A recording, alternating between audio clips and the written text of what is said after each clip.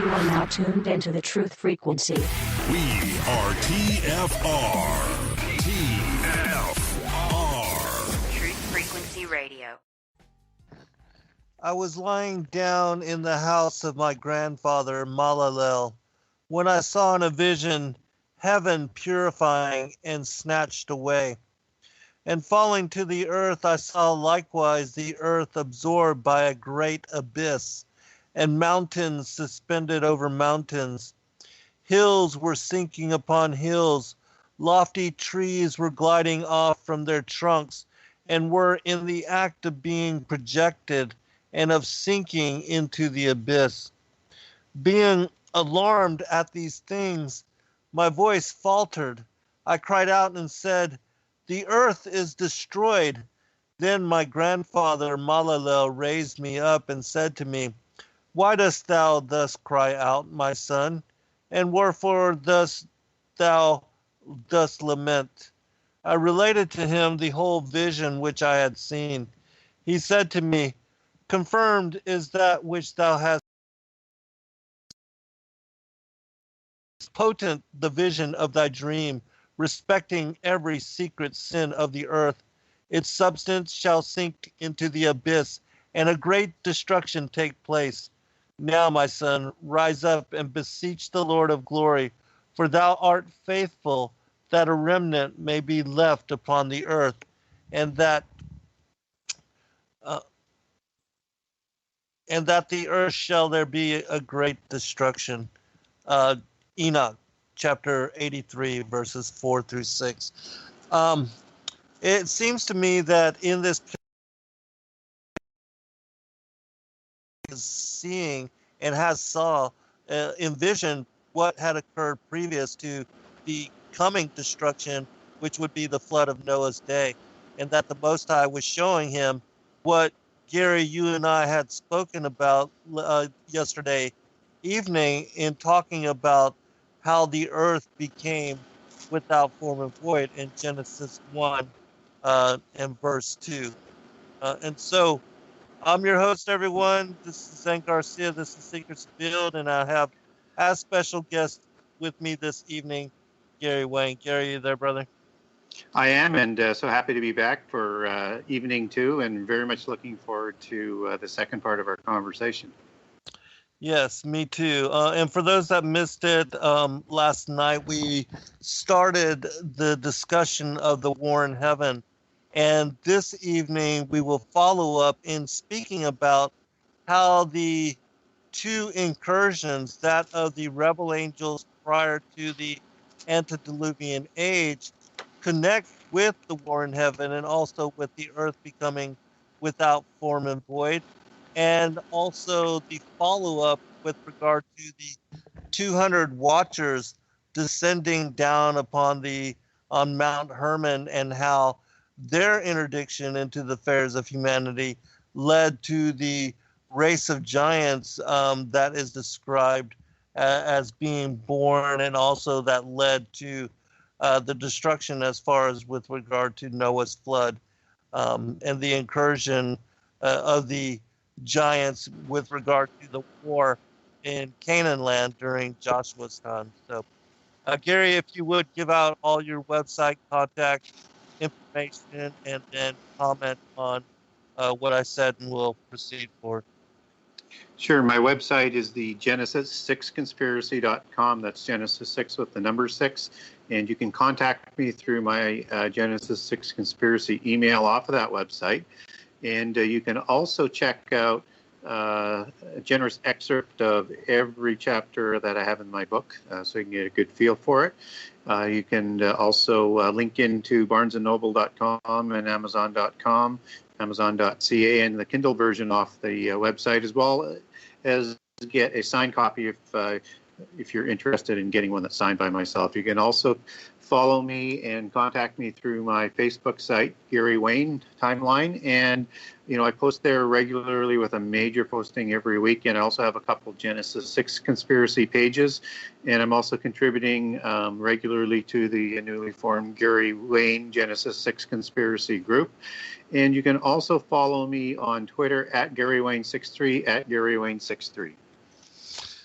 All right, most excellent. Well, I know that this particular topic falls in line with much of your research and all the information that you brought forth in the Genesis conspiracy, which, for those that don't know, is a very elaborate and detailed book covering these topics from all cultures and all mythologies and uniting the premise, the theme of the mythology with that of the biblical narrative. And so Gary has summarized and put together the puzzles, the pieces of the puzzle of truth in showing and documenting and layout the fullness of the story that we began in discussion yesterday and in also in previous shows and series that we've done. And so, if you would, Gary, talk about the premise of as far as the Genesis 6 and also your research with regard to the dual incursion as there being a separate antediluvian incursion of angels. I call that the rebel angels and the war in heaven, the 1/3 that joined Lucifer in rebellion, and then also we'll go forward and speaking about the Watchers and how it was that you came to understand these as different events. Yeah, and we talked a little bit about that last night in terms of understanding different passages in the Bible and also connecting what other cultures and other religions have to say about prehistory and the chronology and the fitting in of what took place seems to have a better fit when you look at the angelic rebellion happening before Genesis 1:1 to 1:2, where you have a renewal or a recreation of the earth. Some people call this the gap theory. I like to call it the renewal of the earth because, as in Psalms 104:30, it talks about the Holy Spirit that is shown in Genesis 1:1 to 2, that when God sends the Spirit, the earth is renewed. And I think that's a direct reflection of what was going on. And the connection is that the earth became void and formless, which is the other way to translate that verse, which is not standard dogma within the church and Christianity, but there are clearly two different ways you could translate that verse. And that because of the fallout of this rebellion of the angels, that the earth was destroyed somehow, some way. And I think that when we look at understanding that that is a separate event and everything that happens from day one forward is a result of that angelic rebellion and the revenges that not only the Watchers but Satan will participate in as they continue the rebellion starts to make a lot more sense. Yeah, I fully agree. And again, those that missed it, the show that we did last night was deeply profound, and it covered a lot of what we're going to be touching upon briefly here, but we'll continue in moving. But we spoke about how even in the book of the Secrets of Enoch in chapter 29, you have being established there that the rebel angels were cast out on the second day. And even in books like Paradise Lost, you have Milton speaking about in premise the God giving authority to the Son, to Christ, which we also covered from the Gospel of Barnabas, how there's a section which Satan talks about even his being the first created archangel, how they were established, Michael and Raphael and others, Gabriel, that they were all created by the Son and the Father, the Holy Trinity, and that the pre-existent Godhead is what established, as it says in John chapter 1, even all of the angels and all of the other forces of both light and darkness, and that previous to the rebellion, there was still unity, and that there was no evil and no duality. But when Lucifer decided to try to exalt himself above the stars and the clouds of God, in establishing his throne, then things shifted, and the Most High had to accommodate that rebellion, and even what we are dealing with now with the Second World Age and are incarnated into flesh form. I believe that all has part to play in the duality of what is this ongoing temporal knowledge of good and evil situation that we are contending with and learning from. But that at some point, things will be restored back to their former state. Yeah, exactly. And we also covered off about Job 34 or 38, 4-7, when all of the angels sang for joy in unity of the creation, which is not what is going on with the creation of days 1 through day 6. And that in a lot of traditions outside the Bible, but certainly the splitting of the waters is seen as a rebellion. And because if that rebellion wasn't put down at that time, then the waters would not remain separated and the earth would go back into chaos. And what I think what that's talking about in those narratives is that perhaps as what Enoch was referring to when the angels are cast down out of heaven, they are objecting and rebelling to the renewal of the earth. And I think they're cast down. And I think that's when they start, even though they still will have authority over the earth for this age as watchers and as Satan as being the prince of this world. I think that they are in full objection to what they believe God is going to do, because with the rebellion, there's going to be consequences. It's been put down. They have not been put into the abyss. There's more things to be played out. They're just not 100% sure what's going to happen, but I believe that they know that with the renewal of the earth, that things are going to start to slide not in their favor. Yeah, absolutely. I'm going to read this passage. It's from the Legends of the Jews, and it establishes the premise of how the Lord God had to accommodate the rebellion and how it kind of shifted as far as with regard to this Second World Age and the renewal that we're talking about of the earth, which in my opinion seems absolutely clear, especially when you look into the Strong's Concordance with regard to the Hebrew terms selected for alluding and referencing the earth becoming without form and void. It says, the creation of the world, however, could not take place until God had banished the ruler of the dark. Retire, God said to him, for I desire to create the world by means of light. Only after the light had been fashioned, darkness arose, the light ruling in the sky and the darkness on the earth. And again, in yesterday evening's show, we spoke about how in Psalms 82, it also describes and connects to darkness being on the face of the earth, and that the foundations of the earth had been confounded and overthrown. And that we see that being played out also in Jeremiah 4, verses 23 through 28, and the same terms that are linked to tohu wabohu in Genesis 1, verse 2. The same terms are used in there. And so would you speak about that as well, Gary?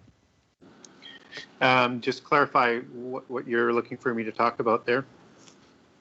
Yeah, the Genesis, the connections between Genesis 1, 2, the terms tohu wabohu, and right. Jeremiah 4, the verses 23 to 28, which, uses the same terms and speaks about a time when there was no man, and yet all the cities of the wilderness were destroyed.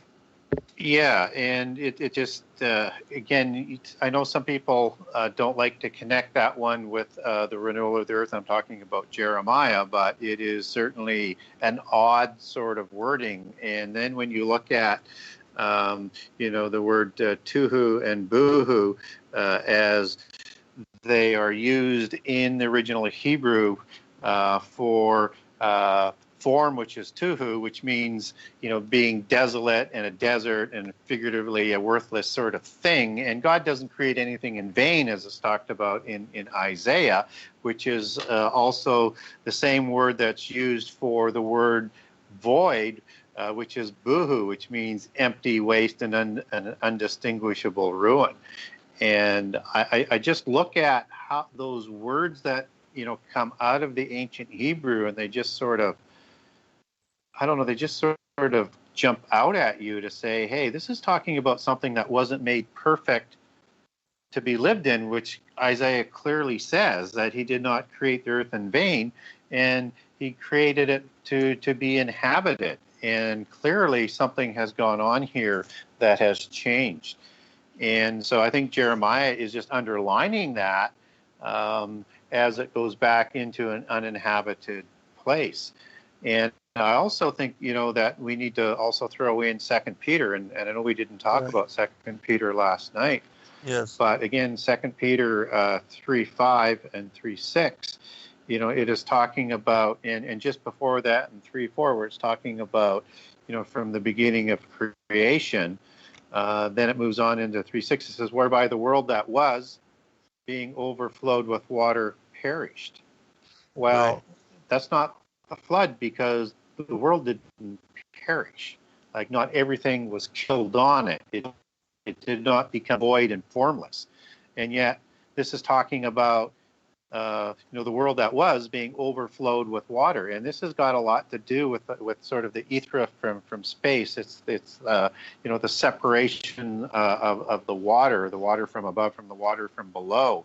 And I think it's got a lot to do with, how chaos is prevented from keeping the world an empty place. So, and the other thing that it goes on in 2 Peter, it says, but the heavens and the earth, which are now by the same word kept in store, reserved into fire against the day of judgment and perdition of ungodly men. And the next destruction of the earth is by fire. So I think this whole thing is just talking about something before the flood, something before the separations of the waters that eventually came back together and caused the earth to become void and formless. And again, that is the other way you can translate Genesis 1:1 to 1:2.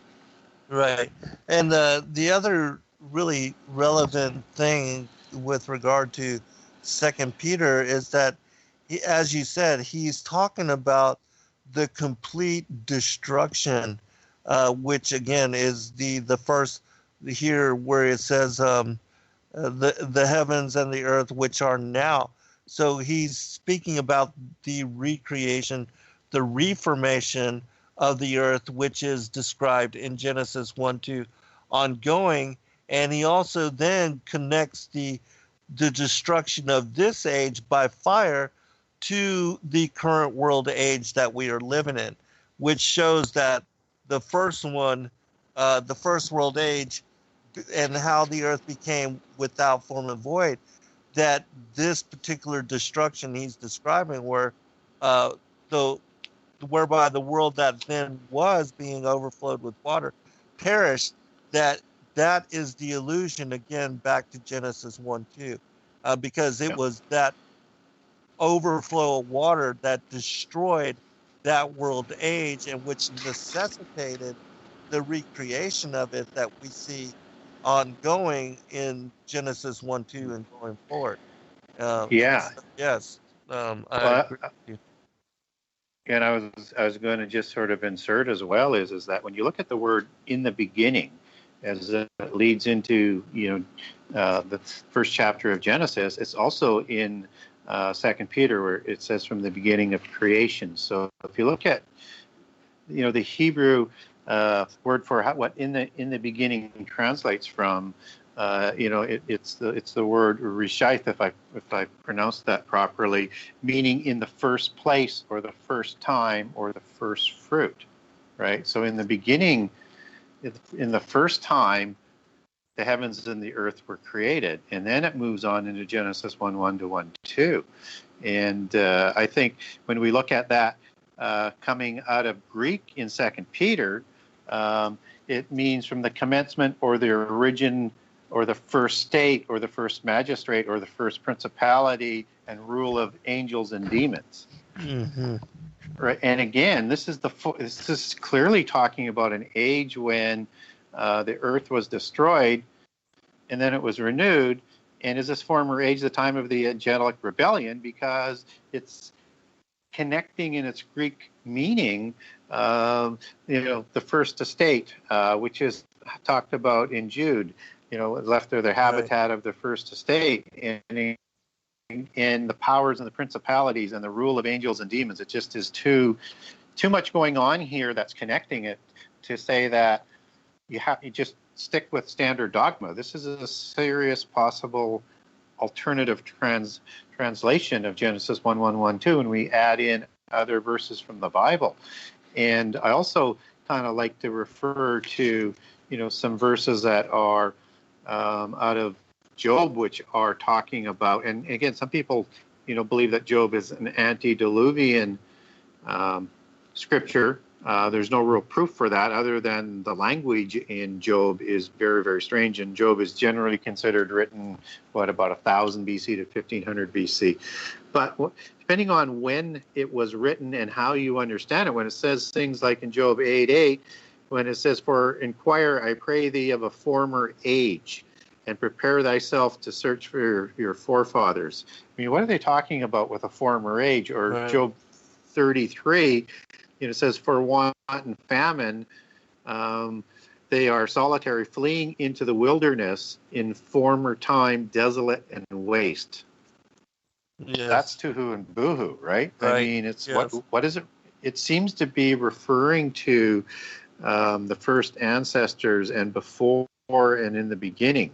So it's I think there's a lot of ammunition to say that there's legitimacy to translate it different. And then when you look at Genesis 1:28 in the King James Version, it clearly says, "Replenish the earth."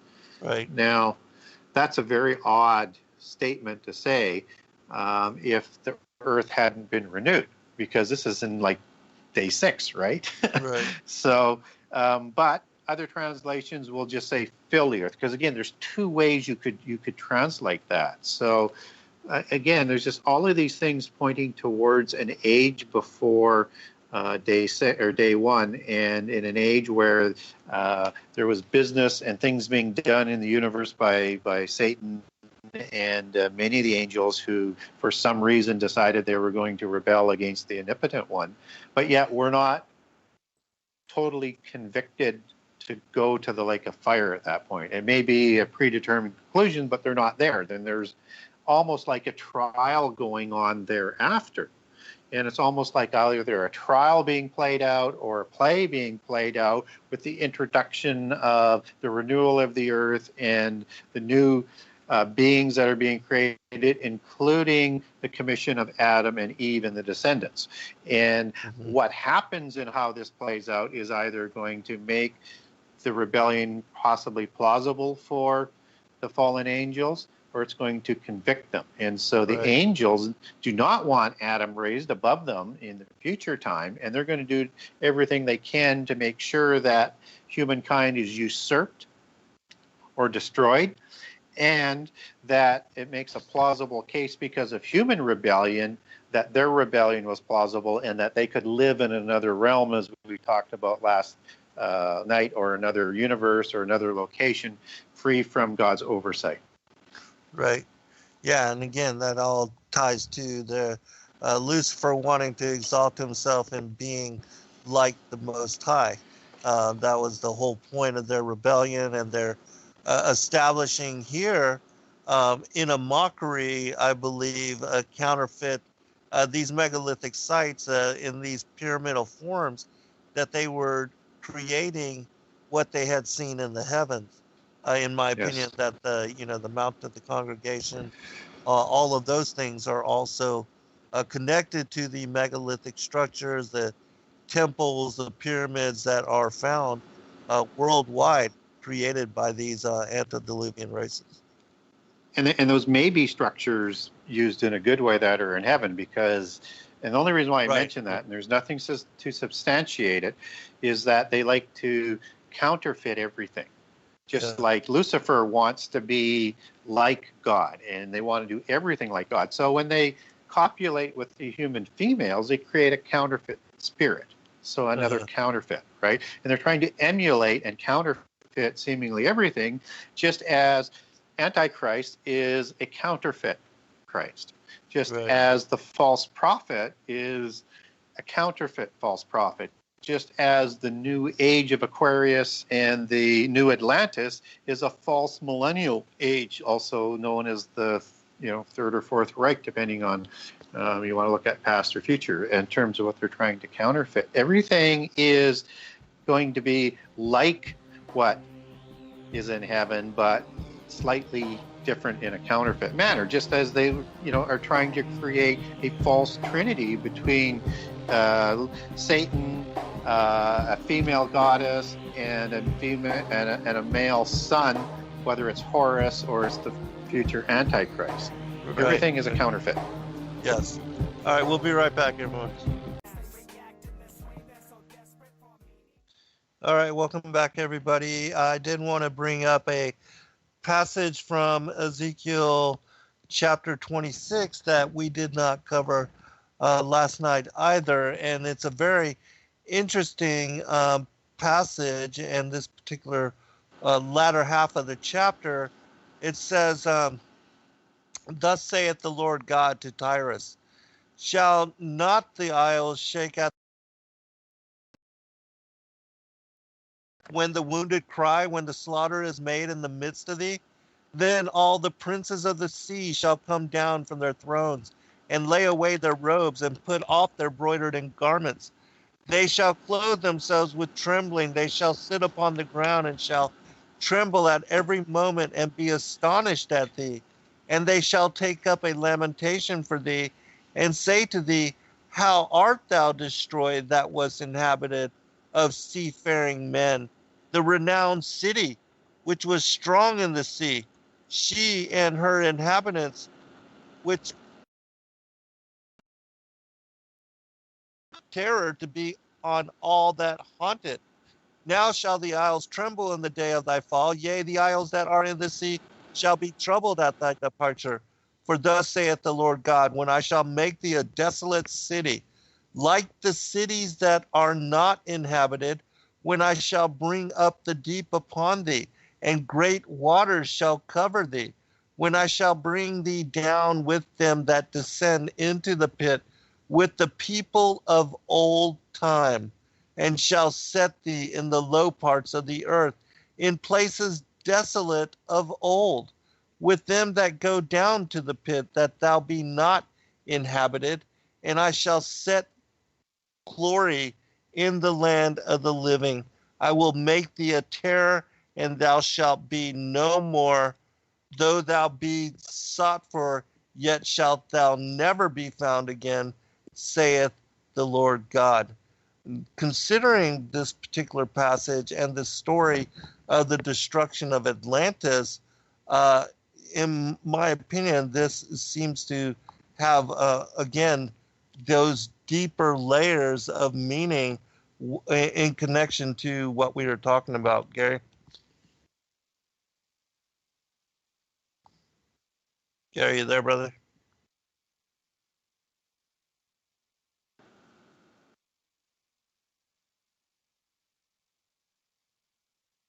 Gary. All right, let me check, make sure.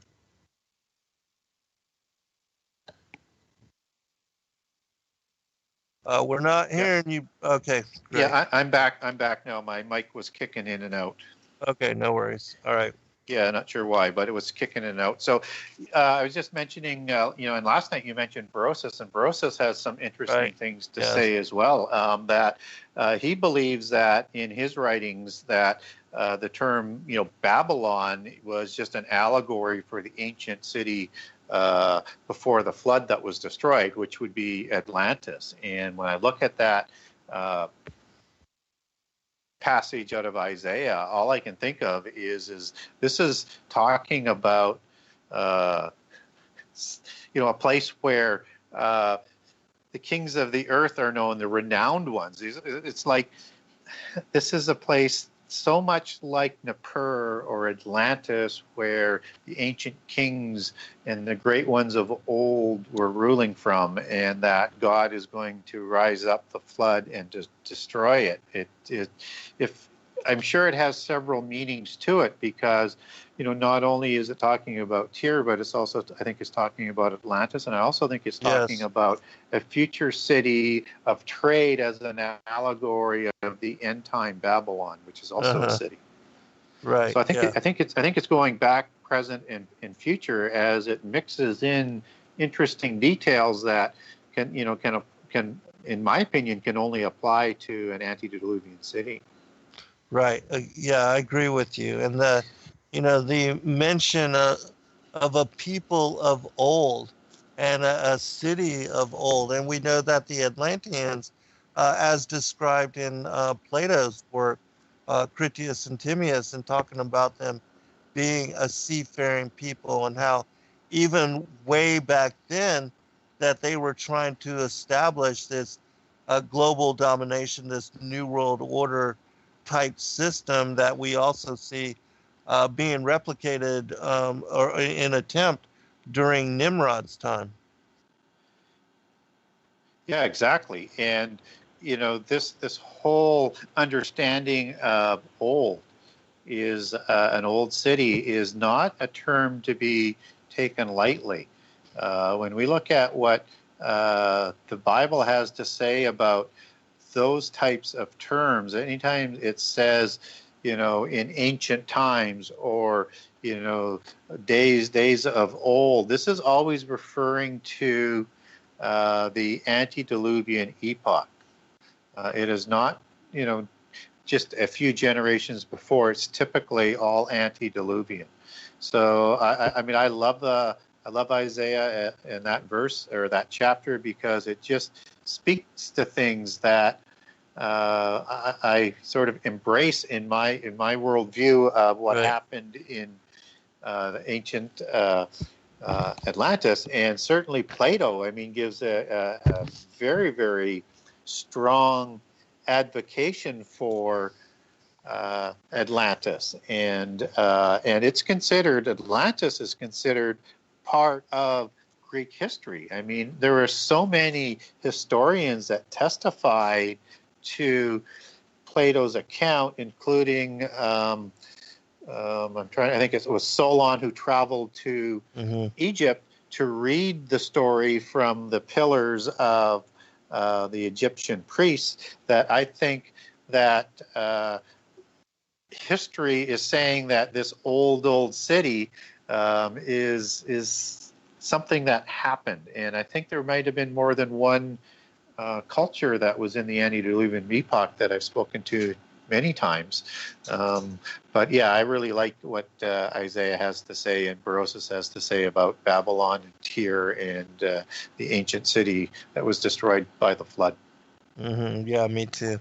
Again, and these are some of those connections that when you open yourself to the possibilities of the premise that we are bringing forth here with regard to the prior times, or what the Egyptians call Zep Tepe, and you study the ancient writings, the commentary put forth by Berosus and Mantio and others, then this is, even the Sumerian Kings list, it stands for, and as weird as it seems to us, and as much as modern humanity doesn't understand it, it ties in connection to those things that we are asserting here. And then again, the rule of these seraphic dragon-like angels, the feathered serpent worldwide, and the reverence of them. Yeah, in Berosus, he had access to the ancient clay tablets from the temple. Right. Tablets that were created before the flood. And he was a highly respected individual of his time contemporary with Alexander the Great, and celebrated as an astronomer and a historian, and was commissioned to write books by after Alexander died, to record history so it wouldn't be lost. Yeah, and he was specifically writing about this antediluvian, this prior times, this first times, or the age where the demigods ruled, and that even in Hesiod, and speaking about works and days, he describes this golden age when these demigogic type beings ruled here on the earth, and then the different later races of these demigod peoples, and also the heroes of old, as we see the men of renown in Genesis 6. I mean, all these things come forth in great elaboration when you investigate with open mind these possibilities. Yeah, exactly. And there are other accounts, as you get into the Bible, particularly the Psalms and Amos, about conflagration that's greater than is talked about in the Bible, that it's more than just a flood. And similar, I mean, Enoch talks about a conflagration of cataclysms as well. So, even to the point where, mountains are being suspended upon mountains, there's a great upheaval that's going on, which is why we have a lot of these underground cities. And, again, you have, let's say in the Veda traditions, you have Dwarka and Malabalapuram, if I pronounced that correctly, as these as they believe, as antediluvian cities that have the same type of destruction that Atlantis has. Mm-hmm. Yes, Dwarka. Then we see like places like Yonaguni over there near Okinawa, Japan. Yep. Yes, and then these pyramidal complexes that are said to be off the coast of Cuba, and there are other places that are discovered and that have been mentioned, but that are not being talked about in any great detail, and also at the bottoms of lakes like Lake Titicaca, and even here in America, I believe it's Lake Michigan. They describe how there's the megalithic structures and city type complexes at the bottom of that lake, and some of the Great Lakes here. I mean, so yeah. All around the world, there's underwater ruins that are unaccounted for, and of an age that are more ancient than it could be possible with the secular chronology. So there's something that's going on that is being missed by not only secular history, but by most people as they understand how we came out of evolution, supposedly. Like, none of this fits into that sort of scenario, and only when you dig deep do you start to see a pattern that does start to make sense, if you're prepared to look at things, but always measure things against what the Bible says, just to make sure that directionally it's going in the right direction. Yeah, absolutely. Lately, and I had mentioned last night how I was I'm close to releasing my new book on Paradise, the Sides of the North, and the Mount of the Congregation, and how some of it is tied to the study of, these ancient mythologies connected to Asgard and Shambhala, Thule, and some of these other ancient places. Can you talk about, have you looked into research any of that, anything with regard to the North Pole and its possible connections to Eden? William Warren, his book Paradise, the North Pole as the Cradle of Humanity. Done any research on any of that kind of stuff? Nothing extensive, but I mean, there is this mythos that is out there, whether or not it is Asgard or Thule, which I think are probably pretty similar places as they're understood in more of the Norse mythology. But I mean, you have these places that are located sort of all around the world, and my understanding is that when you start to piece that together, it's almost like there were many of these underground places or portals into another dimension through the earth, and they're known, by many different names, like Argatha, which is also known. It comes out of the Nagas as the underworld, and it's the inner earth, or the part of the hollow earth, as it sort of goes into that sort of theory. And the Buddhists also know it as Agarte. And the Theosophists in the late 1800s and early 1900s, linked that to somewhere in Tibet, and it was inherited by the Zura and other sorts of demons, which are the bodiless spirits of part of the giants out of the Vedas. So you have this sort of Nephilim connection, and then the Hindus, they called it Aryavartha. And that comes out of the Aryan tradition, same as the Thule does. And it's the land of the noble ones, where the Vedas came from. And Shambhala is the other name that they use for it that you already mentioned. And, the Chinese have another place called Shitian, Hsitin. It's a sort of a Western kind of paradise. And the Tuatha De Nan also had the underworld or the other world that they went to, just as Anwin is encoded into the King Arthur mythology. And the Russians, they have a place that's called, if I can remember right, something like Belodai. And also out of the Kisha Maya, they have these people that are the lords of Xibalba, who are owl-faced type of individuals, similar, because there's two versions of the snakes in that sort of bird face or owl face or raven face, feathered serpents. They lived in a place, for ghosts and demons in the underworld of the earth. And all of these stories just seem to have this connection to whether or not it's an Eden or it's another world, or it's these ancient locations under the earth.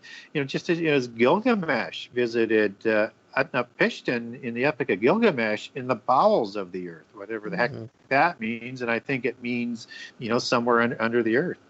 But being located in the North Pole is not generally where I get a sense. So most people point towards Antarctica when they're looking at that. And some of the theories that go along with that is that could also be, Atlantis. And during the last flood cataclysm, the crust shifted and slid Antarctica or Atlantis down south. I mean, again, I don't know how true that will be. And the other thing is when we read the book of Enoch, it is talking about portals over and over and over and over that go into these places, and into the earth. And one place is even called Middle Earth in Enoch, which I found very, very interesting. And he also calls some of these places in the earth called, hollow places. So I think they're all talking about, to bring it to a point, a similar notion. But I do believe there's more than one location, because Enoch clearly talks about several locations in the earth. Right. Yeah, and even go ahead. Well, I was just wondering, was I sort of hitting on the areas that you were referring to, or did I take that in a different direction? No. Yeah, You said you hadn't studied it very much, but you brought up a very elaborate answer, and so that was a really good answer. And again, what makes your work so unique is your ability to bring forth and draw from so many diverse cultures and mythologies and unifying all that content in together, because I do believe there are these underlying connections, the truth that underlies all of them, and that they're all, speaking about even if it's not even the exact same place, but different degrees of all of these kind of mythological places and sites as they were celebrated by all these cultures. Yeah, and if indeed there was as many as 7 to 9 major civilizations in the antediluvian epoch, and they had all access, there would be these types of places all over the world. Yeah, absolutely. Um, yeah, absolutely. And we see that too, again, with the megalithic sites that we are discovering and that we find all over the world. And that even to a lot of these cities that are built near the very upper, parts of the mountains. And I think that those were established, in showing a lot of them were established at the tops of mountains because that was after the flood.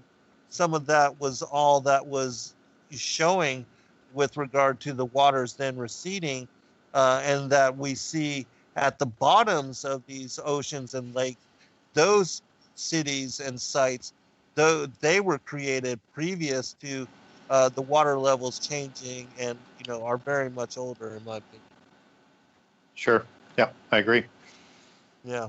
All right. Well, if you would, can you, before we get to the next break, kind of just talk about what you see as happening when, the rebel angels, for whatever reason, they were cast out, then being established here, their interdiction into what was the pre-Adamic humans, and because it seems also that all of these cultures, because we see the same kind of pyramidal structures being built in different ways, that they are all connected to one, and that in some way even James Churchward, he talks about the Mu as being the mother culture.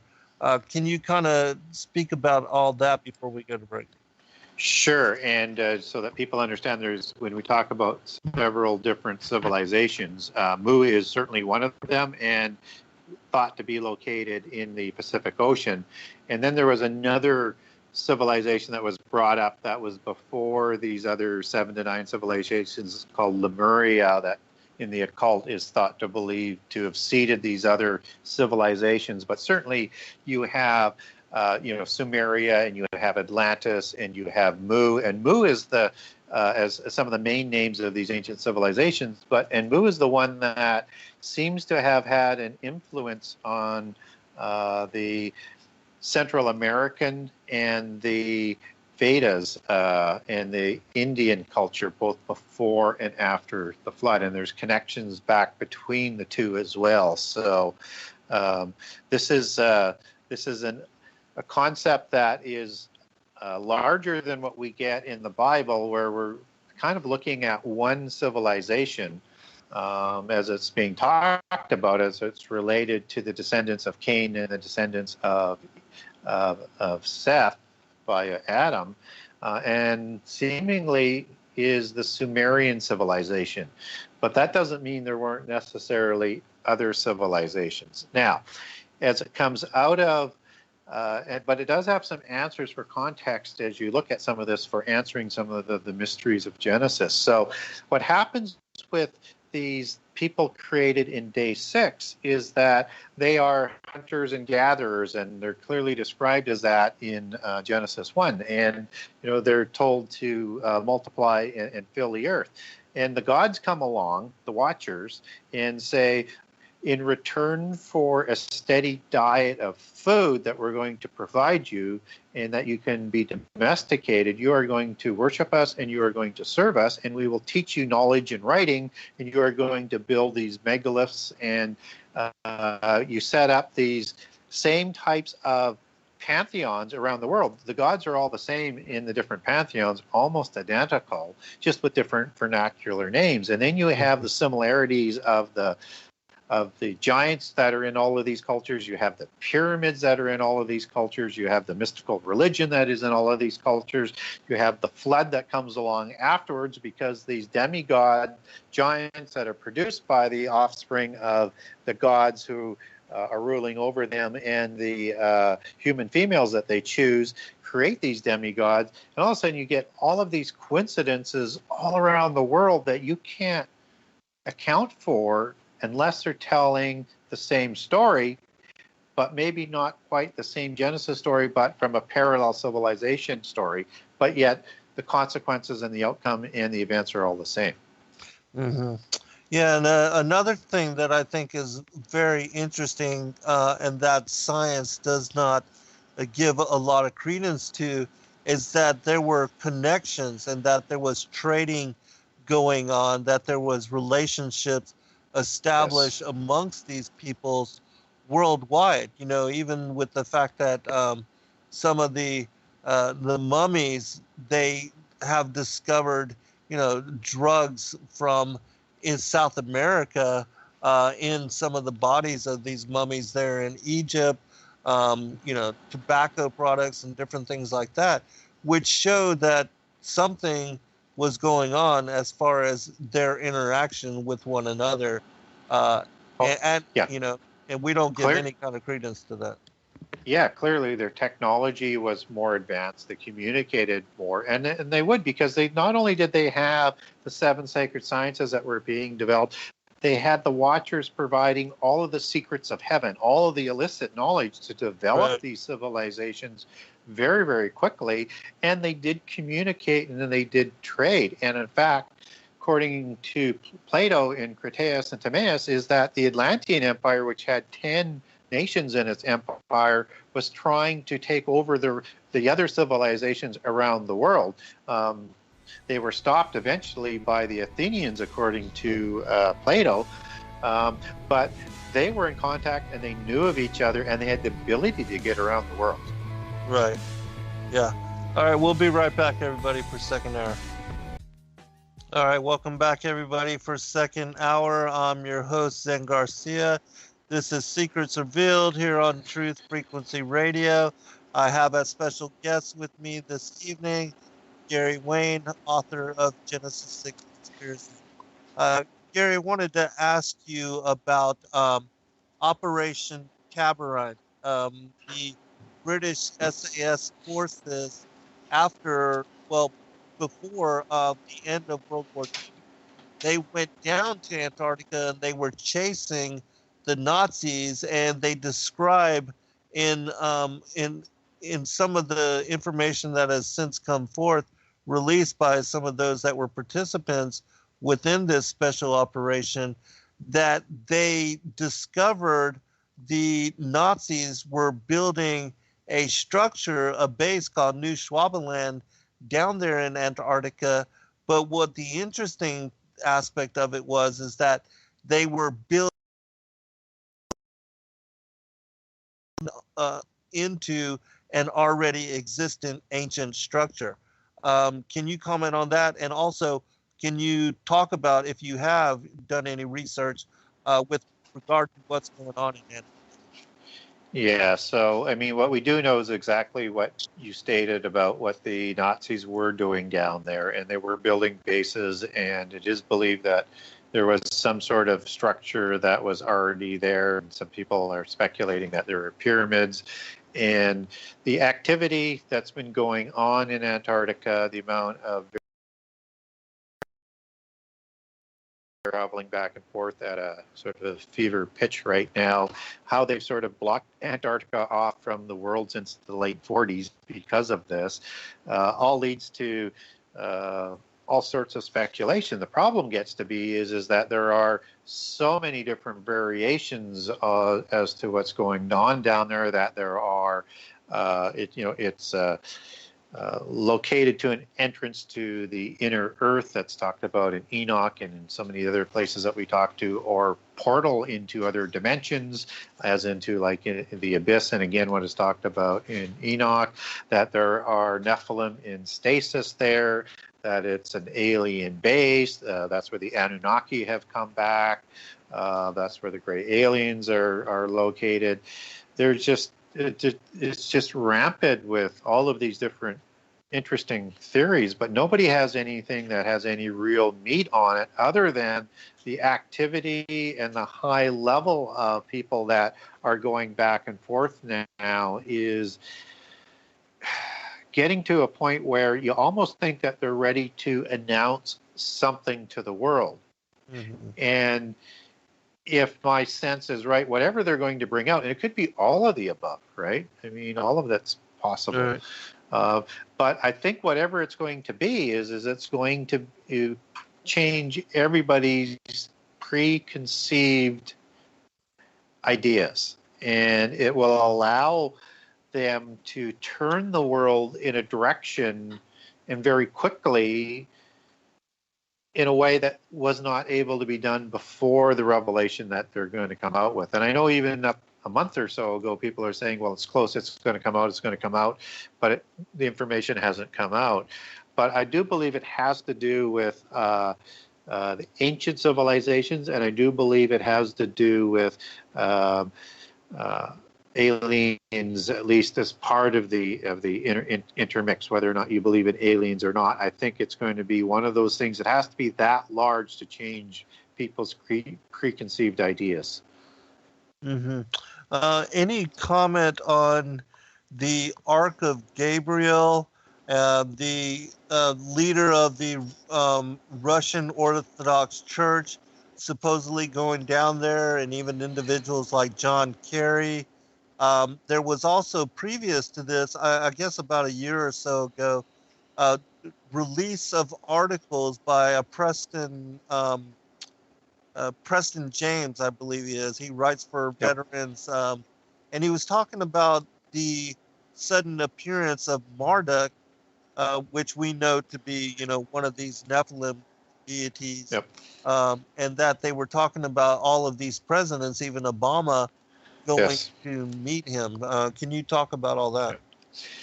Yeah, so I mean, what you're doing is underscoring what I was talking about, is this fever pitch of high-level people going down to visit it. And Marduk in the alien mythos is part of the Anunnaki. So depending on whether or not you want to look at the Anunnaki as gods and or demigods, because there's two different levels of them, or as aliens, is that they have been meeting with this Marduk and a few other names that are thrown out. That again, that all comes out of ancient history. So, but again, we're not getting information that we can really, unless you're getting better information than I am, that we can really say for sure exactly what's going on. And we don't know what the delay is, because all the supposed credible sources were saying we should have heard what the revelation is by now. Mm-hmm. Yeah, and the other thing that seems to be being released is the discovery of pyramidal structures. Not only Linda Moulton Howe was talking about one being discovered in Alaska, but then also there are scientists that are specifying and talking about multiple pyramids being discovered in the Antarctic region. And so, again, that all,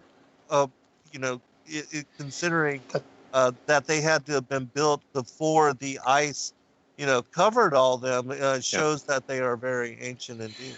Well, and the rapid discovery of these pyramids is not just because the archaeologists are doing a magnificent job, and I'm not saying that they aren't, but I think it's coming from inside information to locate and find these pyramids, because I think they're going to be utilized again, whether or not it is in the universal religion, it's in some sort of technology, some sort of magnetic stream, whatever you want to speculate on it.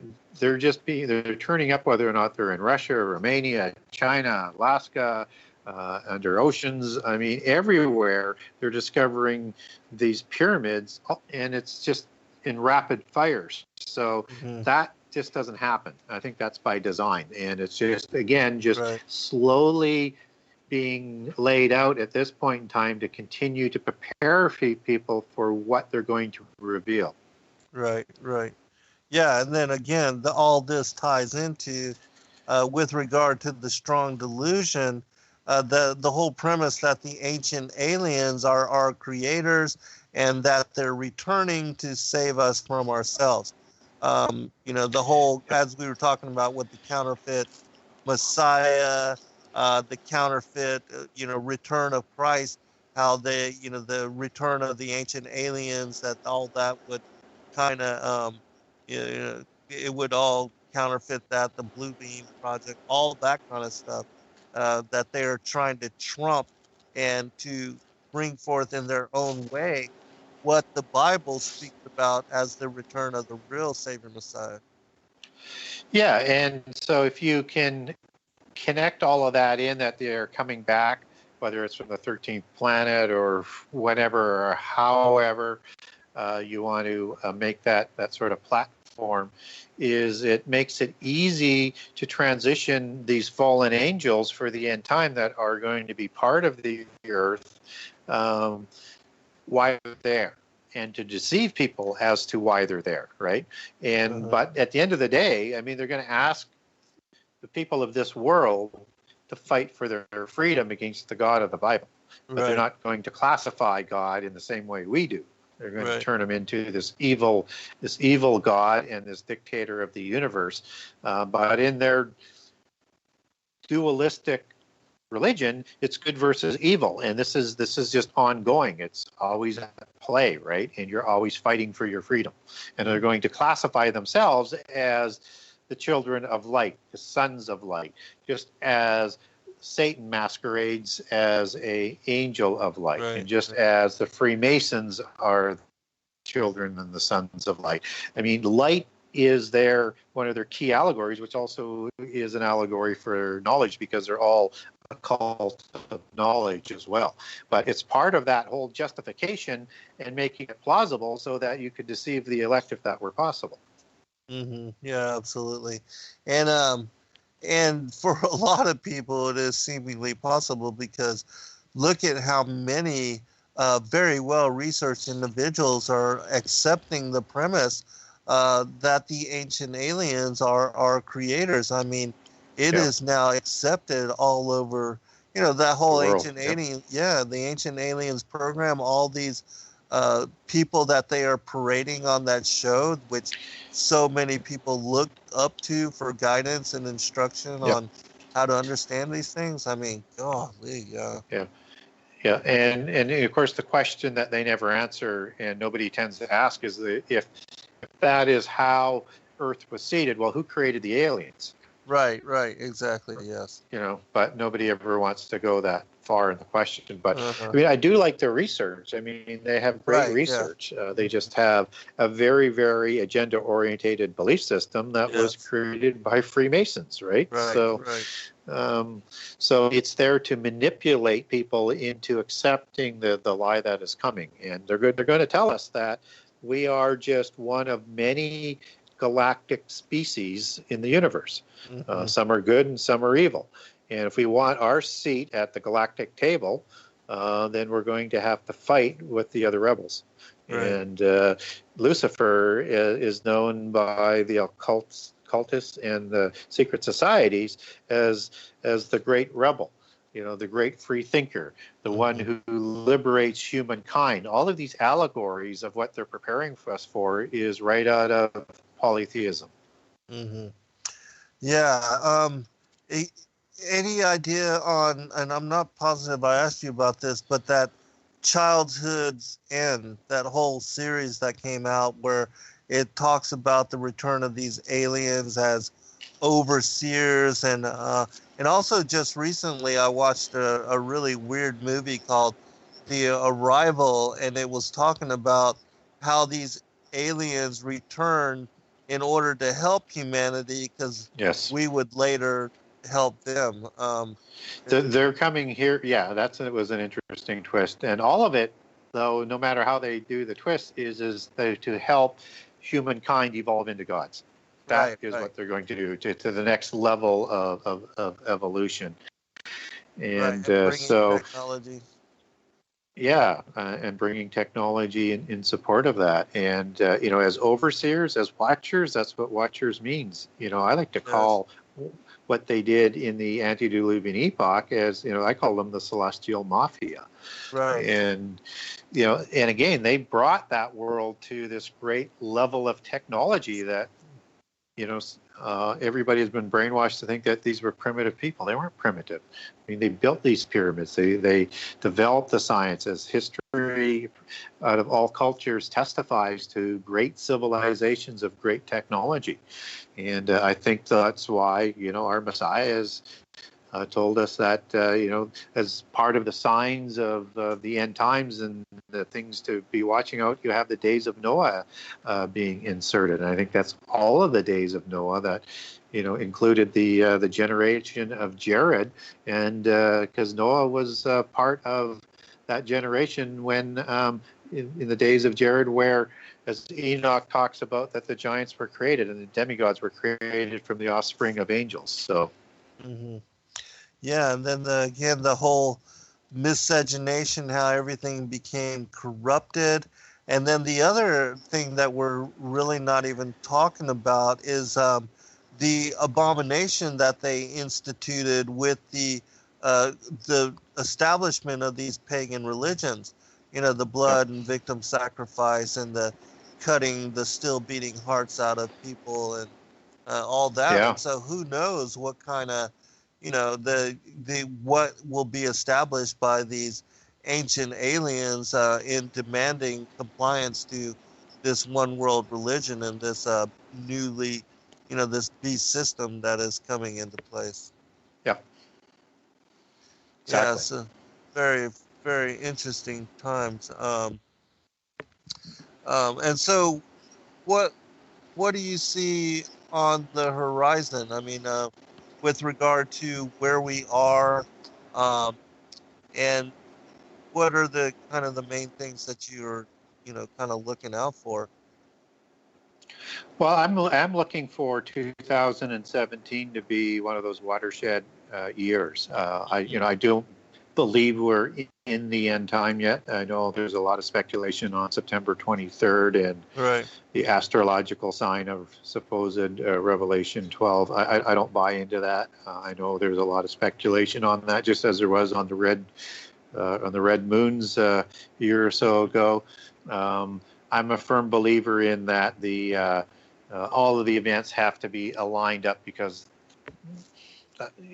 we can't be in the end time unless everything is in place, and not everything is in place yet. So, Mm-hmm. the sign of Revelation 12 happens at the midpoint of the tribulation. So, but I do think it could be part of that watershed event where things are going to start moving the world very quickly into that direction of universal religion and world government. And I'm expecting things this year that will really put a catalyst behind that, so to speak. So I'm looking for extraordinary events, and maybe this sign in the sky will be part of those astrological type of signs that are going to be used to scare people, to cattle herd people into world government and the world religion. I think there's that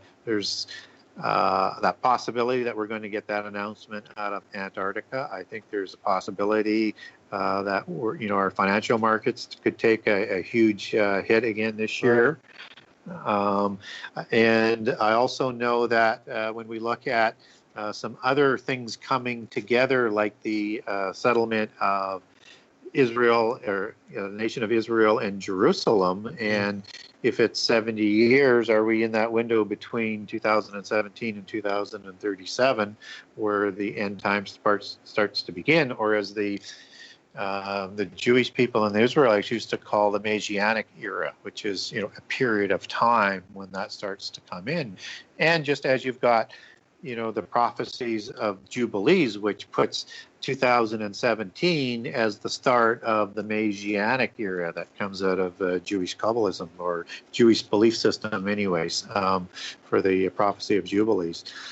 There's a lot of speculation that was put out a couple of years ago that it was 2017 where the U.S. dollar would have a whole bunch of issues, and certainly the Russians were promoting that. I was reading it in their newspapers when I was over there, and so there just seems to be a lot of things that I think I'm expecting to happen as we move into the latter part of this year, not to push us into the end time, but to start speeding up the process of putting the pieces of the puzzle into place. Dropping the dominoes, yeah. Yeah.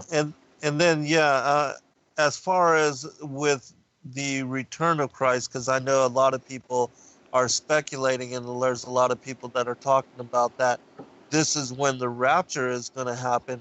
But again, we know that the Antichrist is revealed first, and that the false, the false Messiah, the beast system, all of that, the 10 regional United Nations, all that has to be brought up and come into place prior to the return of Christ. And so unless things, start popping over the next few months, it's got to be something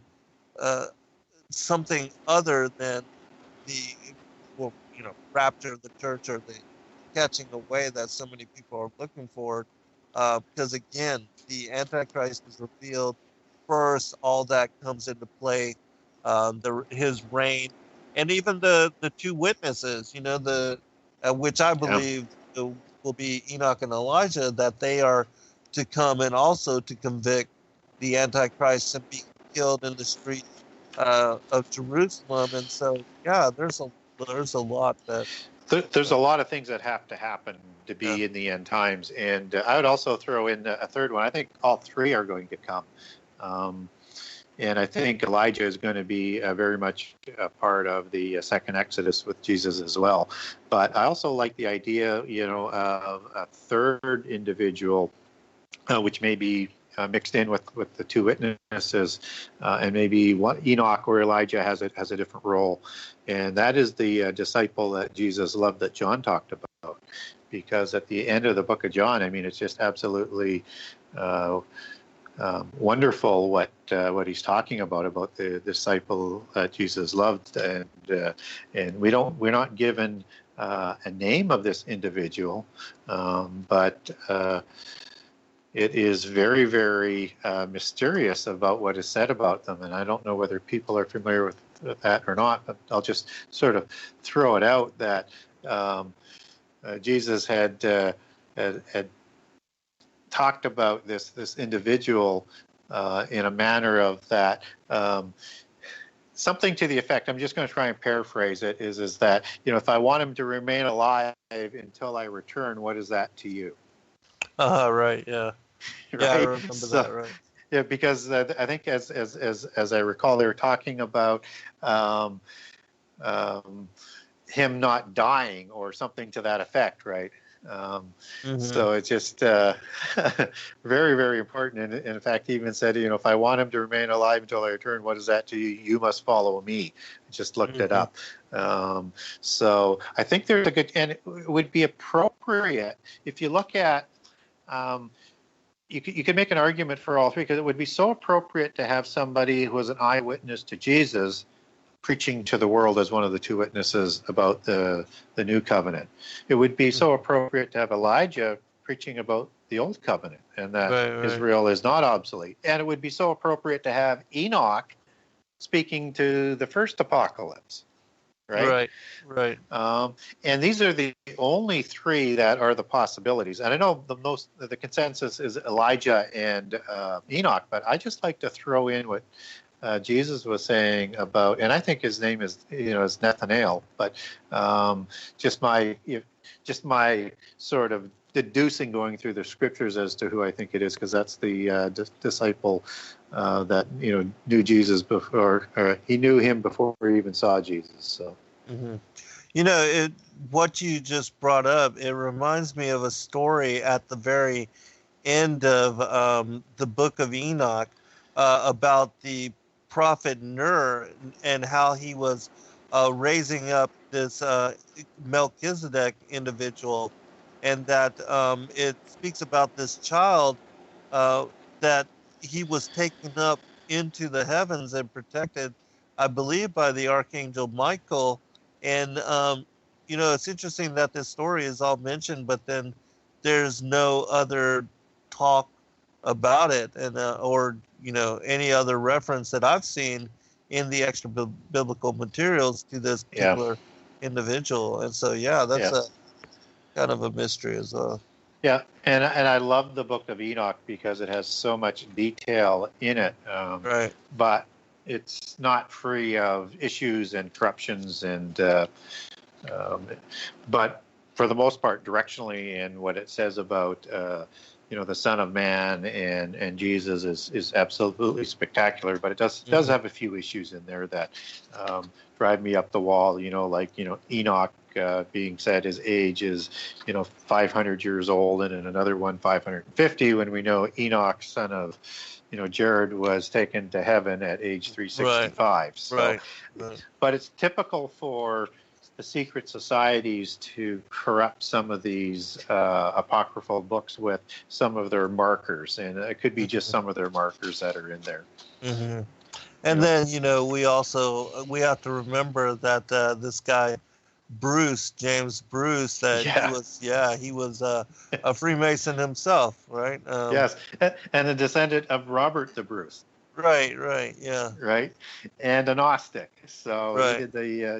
he did the original translations, and so there could easily be some markers in there, because there's a few things that are just a little bit odd. In one part of Enoch, it talks about the angels building the ark for Noah. Well, that happens in a lot of Gnostic versions, but it doesn't happen in biblical versions. So I just think it's been tampered with for the most part, because there's not a lot that's wrong. I mean, I put out a post a while ago and put out some of the items that are in there just to be careful of. But overall, I mean, I really like the Book of Enoch. Of all of the apocryphal books, that's the one I like the best. Me too. I love the Book of Enoch, and I read it almost daily, study and read it. One of my most favorite books, and when I get up, the first thing that I try to do is to study the pseudepigrapha or other extra biblical materials, and I spend my first 2-3 hours just reading all this material before I come inside and begin to work on my books or other material as far as my computer. But I like to be with the creation and be with God's word, and to study it. And that's one of my most favorites.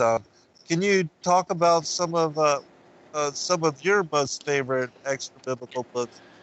Well, I guess we'll pick it up when we come back from break.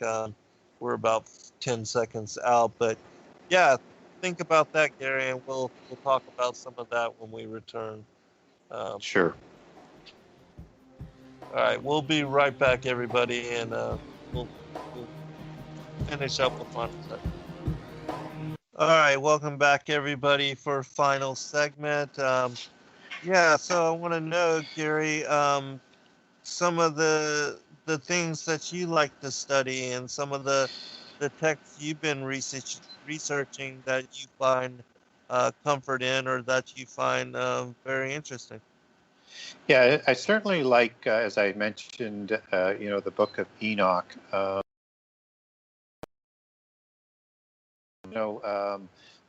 I find interesting whether or not it's the Book of Yasher, but it's got some issues, and the Book of Jubilees has some issues. I mean, a lot of these books have some issues, even though I find them very, very interesting reading. But when I get down to the ones that I really like the best, that are sort of outside what a Protestant would consider the standard canon, is I like Second Ezra. And there's a few books of Second Ezra. It just has some wonderful prophetic things and some other insights that other books don't have. I also like Sirach in there. I also like the Book of Wisdom. Remarkable book in there. I also like, which isn't scriptural, I like to read Lewis Ginsburg's works on the legends of of the Jews and of Israel. It's got some interesting things in there based on what they bring down. And again, I know there's some Kabbalism and some other things in there, and it's not all truthful. But the source I really like to utilize to see what he has to say based on what the Bible says or some of the other texts might have is I really like Josephus, and he just brings out so many details, whether or not it's about the fall of Jerusalem or where the location to the temple was, or to the Essenes, or to prehistory, and the other historians that he will reference. He'll talk about things that we like to talk about out of prehistory on the giants and things like that. So those are, to run without running too big of a list, those are kind of the ones that are always up there for me. Oh yeah, those are many of my favorites as well. And I like to research and study Philo as well. And I look at some of the he's a little wordy though. Very much so, right? So you have to, if you're going to read, you have to read with patience. There's good stuff in it, but it doesn't get there very quickly. Right. Yeah, you have to, find those nuggets. But yeah, I do. I like to read the ancient commentaries, and I even go ahead. I also like a lot that's in the Dead Sea Scrolls, but I find it very contradictory of each other, and there's a whole mix of different things that are in there. So I put a lot less weight on the Dead Sea Scrolls. Yeah, and the thing with the Dead Sea Scrolls is that they only gave us all those portions which are fragmented, Yes. And that's annoying. Yes. And they kept all the good stuff for themselves, like the full Aramaic text of the Book of Enoch and things like that. And so it makes you wonder why. Yeah, of course they're keeping and hiding the truth from us, but wouldn't it just be amazing to have an Aramaic version of the Book of Enoch? I mean, wow. Yes. Yeah. How fantastic it would be to study and to read that. And from what I understand, there were 2 full extant versions found. It wasn't just one. But, again, they give us all the segmented and fragmented and broken up pieces and keep all the good stuff for themselves. Who knows what else was even found. I did hear just recently a story of a whole another cave that was full of ancient manuscripts and texts, and yet it was emptied out by somebody, and they don't even know what was contained therein. Yeah, I heard that as well. I've heard about that. I was when I first heard there was another discovery, I was kind of excited as to what they might have discovered. So, but again, we're not sure whether or not that's a cover story, so they don't have to be releasing anything to us. Yes, exactly right. Also, did you hear about those the 70 metal books that were found in Jordan? No. It's an interesting. I'll share that story with you sometime. But there were 70 small metal books, and they are alluding to Christ as being Savior and Messiah, and so they date back to that particular time, but they are very old and very ancient, and they're not full texts that were extant like as far as scrolls, but they were metal books, and they contain information. And of course, this was 3-4 years ago that they were discovered, and there's been no mention or anything written about them and what they were about. It's amazing how that stuff just sort of disappears behind vaults and closed doors, or only for the privileged. Yeah, fully. Like, can you imagine wandering through the Vatican vaults and all that they've got down there? My goodness, yeah, so much. They say, my understanding is the Vatican vaults is only rivaled by maybe Freemasonry's vaults. But Right. it is quite extensive. It must be quite a almost like a Indiana Jones competition to always be collecting these things over time. Yeah, exactly. Wow, I bet it's like a whole library of Alexandria. But I did Well, yeah, and find. wouldn't it be nice Go to ahead. see?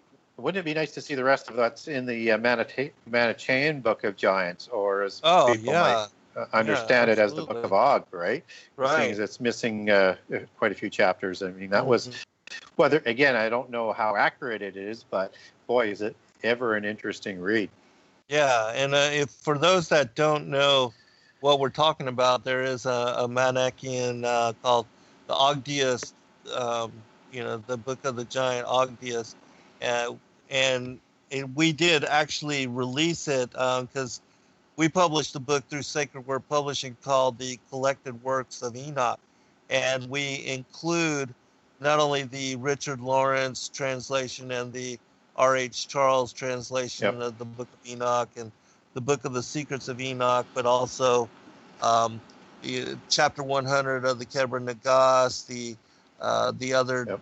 just speaking about Semyazin, Azazel, the Book of the Giants, the Book of Ogdius the Giant. I mean, all that material all together, and looking at all that, it gives you, you know, like even if we had a non-fragmented Book of the Giants to where we could understand the dreams, the visions of the giants, and how, they knew destruction was coming upon them. But Yep. yeah, all that would be fascinating to have a full Yep. extant copy.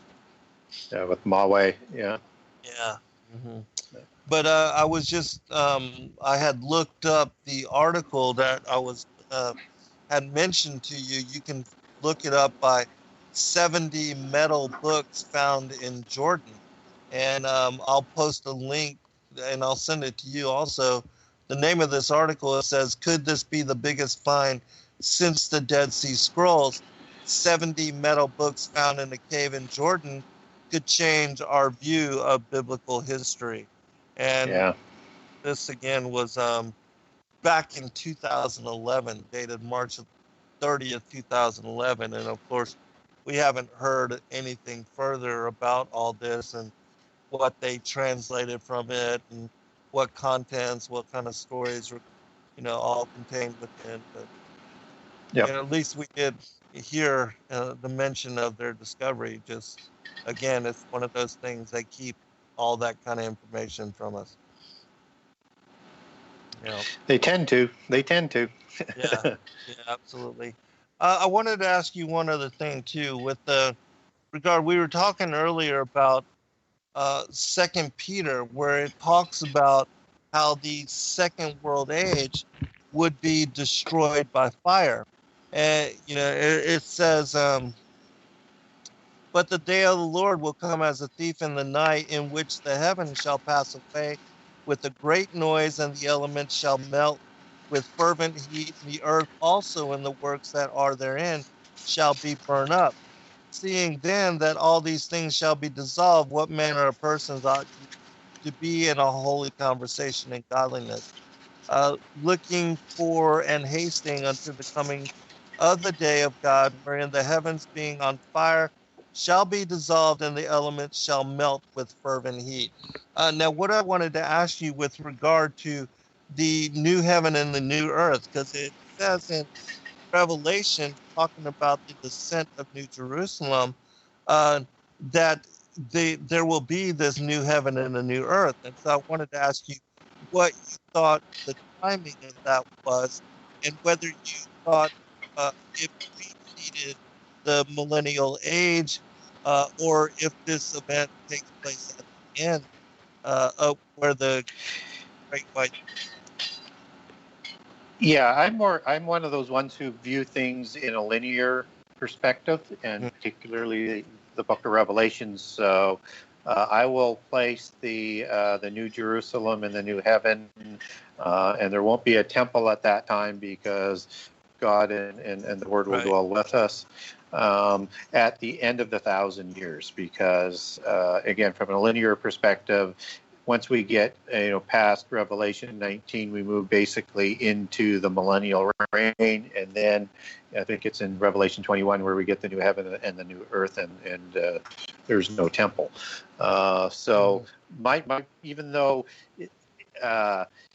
there's the language of the earth being burned up, I don't think it's totally destroyed in the end time, because people are going to be reigning with Christ on earth for 1,000 years. So there's going to be enough, and even if it was being almost totally burned out or bombed through nuclear weapons, I mean, God has the power to make that go away anyway. So. Yeah, it's definitely going to be restored. And yeah, I agree with you that it will be here on the earth that, we reign with Christ for the millennial reign, God willing, and, so considering hopefully that we're all found worthy. But it is interesting to me that that the language of the new heaven and the new earth is precedes supposedly the descent of New Jerusalem, which I thought, studying New Jerusalem, that it is New Jerusalem that we dwell within for the millennial reign. And so, is it saying that this occurs previous? And so I guess, all three, but I just wanted to, ask you. Yeah. So I like I said, I'm more traditionalist on it, and I'm very respectful of all the different views of Revelation, and there's so many different views in terms of, does it move back and forth? Are all of the, the seals and the trumpets and the bowls actually one event?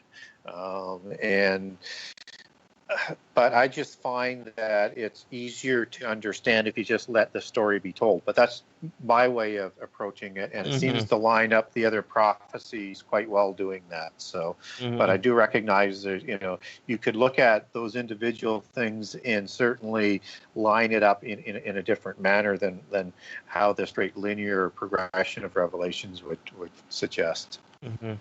Have you ever read the Sibylline Oracles? No, I have not.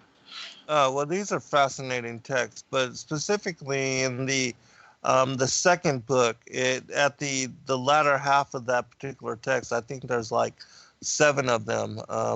It describes the end of days, and the oracle gives a mention as to the kind of like the timeline of Revelation as well.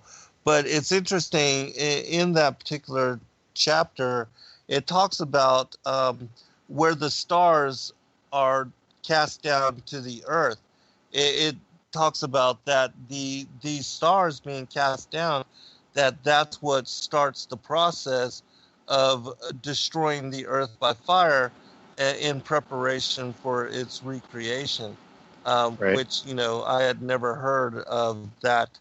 But, again, all that, it makes sense. That the stars being these heavenly luminaries being cast down to the earth could, trigger and start that whole process. But I do want to give you a chance again, Gary, to give out your website contact information where people can go to find and study your blog and your work, and then we'll, prepare for final commentary. Sure. Best way to get a hold of me is through my website, Genesis6conspiracy.com, Genesis6, the number 6.com. I have an email on there to get a hold of me and ask me a question or make a comment. If you do have a question, I will definitely get back to you no matter which avenue that you're going to get a hold of me on. You can also check out the 98 chapters on my book. I have a generous excerpt on that. I have some interviews up there as well, and I have links to my social media sites from there. And also, you can link into buying a signed copy if you're interested in buying my book, or if you wanted to shop it at Amazon or Barnes & Noble, there's links for that. And there's also a link to the digital version on Kindle. And you can also follow me or get a hold of me through Facebook under Gary Wayne, and 2 Genesis 6 conspiracy pages and a group that I participate in called the Gary Wayne Genesis 6 Conspiracy Group. And again, you can also follow me or get a hold of me through Twitter at GaryWayne63, at GaryWayne63. And, whether or not we're talking about the Genesis 1:1 to 1:2 or the Day 6 versus Eden account, or what I was talking about on the Book of Enoch or the Book of Yasher, or if you want to know some of the issues that might be in the Book of Jubilees on some of the Apocrypha, get a hold of me. I generally have attachments for that I can send you. All I'll need is your email address, and I can send you information on that. Awesome. How goes the work on the new book? Not so good. I'm Oh no.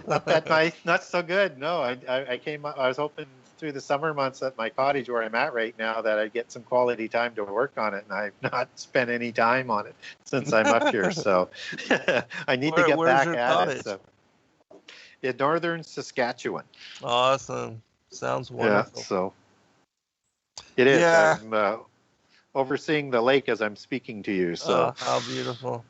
Yeah, and when you're, encompassed by such beauty, it's difficult to want to be inside and writing and working, especially when, the summer. I love being outside during the summer and the Yes. spring, and so yeah, I can understand, not getting things.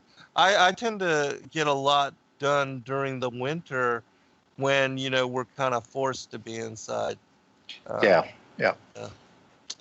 Yeah, and so don't beat yourself up over it. Most certainly enjoy, especially if all the insanity that everybody predicts is coming or is on the horizon. We've got to most certainly enjoy these days, and we do, because when it does come, you don't want to be here, but if it does come when we are here, it will be horrific. And right. For me, it's why we need to understand what happened in prehistory, because of the days of Noah as a warning, because nothing new is under the sun. And that I think there's so much language in the New Testament as well as the Old Testament to suggest that what happened in the past is going to replay in the end time. It's the same rebellion, whether it's Babel or the rebellion of the giants in the antediluvian epoch, or so many other attempts to do the same type of rebellion as what Hitler was trying to do. And if we don't understand the language and what happened in prehistory, we're going to be deceived. And we just have to understand. And I put out a post this week on the wording about the great men in Revelations, and I was linking that back to that's probably talking about the mighty men of old, and it's that type of thing that we need to understand, because these bloodlines and this presence of the fallen angels has not gone away. And and even if you think it has, there's going to be more come, because they're going to be unleashed from the abyss very early on into the end time. And so things are going to happen so quickly, and you're going to be so inundated with brainwashing and utterly startling information and catastrophes and false prophets and miracles. And if you're not very firmly grounded in the Bible and what it's telling us, then you're going to be doubting, and you could be deceived. Yes. I would hope that even if that happens, that by the time the mark of the beast comes along, that people won't be deceived. Mm-hmm. But they're painting these chips and things, and however it's going to end up to be the mark, that you have to buy or sell, and will declare your loyalty to the New World Order, or fighting for rebellion, or to go into God. It's going to be presented in ways that are totally acceptable and natural for people to want to take and want to take that mark, right? Yes. And that's what they tend to do in the preparation process. Right. Let's get us ready to do that. Right. So how are things up in Canada with regard to the political climate? I mean, is it getting crazy with regard to the police state measures and the tyranny? And or is it You know, still relatively? it's relatively stable. It's not moving quickly in that direction. There Mhm. are certain things that are incrementally moving in. Certainly, our current prime minister is very much a globalist and very much wanting Uh-huh. to do more globalist things, and that's kind Yeah. of where his participation really falls in. Hmm. He's very much in bringing religions together, and he's all about that. And but he also comes from bloodlines, right? He's a Right. descendant of the Sinclairs. So Oh, okay. Right on. Yeah. his mother's Margaret Sinclair. Oh, wow. Yeah, and very much works with and family friends with the Aga Khan, and so you can see all of these sort of connections. And so, yeah, the good thing is that he's not an activist prime minister, and he's not a doer, right? He's more of a lightweight and more of a talker, but he does move things in the globalist direction. Hmm. And If you, in fact, he just paid $10 million to a terrorist. oh my goodness, wow. Yes. Yeah, big news up in Canada. So, Oh my goodness, wow. yeah. Um, if you could write 3 books, which I know you're working on one with the Lost Tribes right now, but Mhm. if you had time to put together 2 others, what kind of titles, or what would the focus of those be?